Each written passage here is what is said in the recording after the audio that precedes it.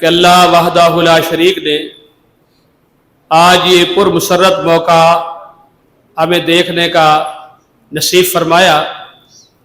کتنے خوش قسمت وہ والدین ہیں جن والدین کے بچوں نے قرآن کریم کو اپنے سینے میں محفوظ فرما لیا، اپنے لیے اپنے والدین کے لیے نجات کا سبب بن گئے۔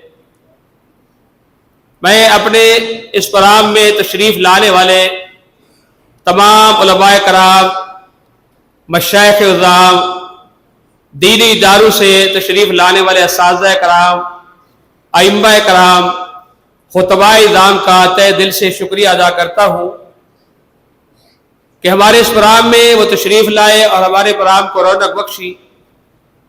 اسی طرح ہماری انتظامیہ جو دن رات ماشاءاللہ اپنے اس ادارے کو دن دگنی اور رات چگنی ترقی کے لیے کام کر رہی ہے، میں اس انتظامیہ کا بھی شکر گزار ہوں جنہوں نے ہمیں اس حد تک اس تقریب تک پہنچنے کا موقع میسر فرمایا۔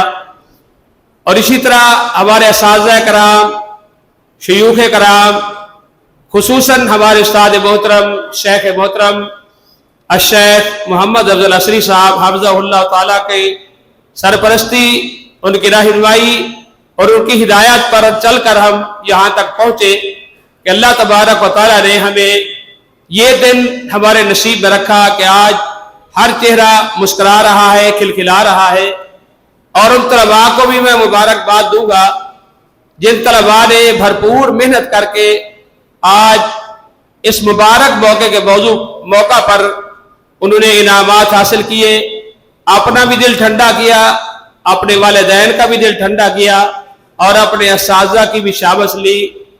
اس حوالے سے میں تمام احباب کا، دور دراز سے آنے والے علماء کرام، مشائخ اعظام اور اپنے علاقے میں جتنی افراد نے بھرپور اس پروگرام میں شرکت کی ہے، میں تمام کا تہ دل سے شکریہ ادا کرتا ہوں۔ اور احباب سے گزارش ہے کہ احباب کے لیے ایک اللہ کے بندے نے تواضع کا انتظام کیا ہے، وہ تمام احباب کھانا کھائے بغیر کوئی نہ جائے۔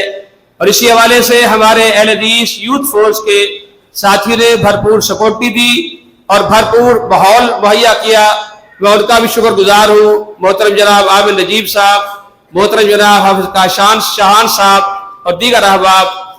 اب احباب سے گزارش ہے کہ باہر برانڈے میں اور باہر تشریف رکھیں، آپ کے لیے تواضع کا انتظام ہے۔ اداروں سے آنے والے تمام علماء کرام، مشائخ اعظام، قراء کرام، حفاظ اور خاص کر خطباء اعظام، ان کے لیے اوپر پہلی منزل پہ کھانے کا اہتمام کیا گیا ہے، وہاں تشریف لے جائیں۔ جزاکم اللہ احسن الجزا۔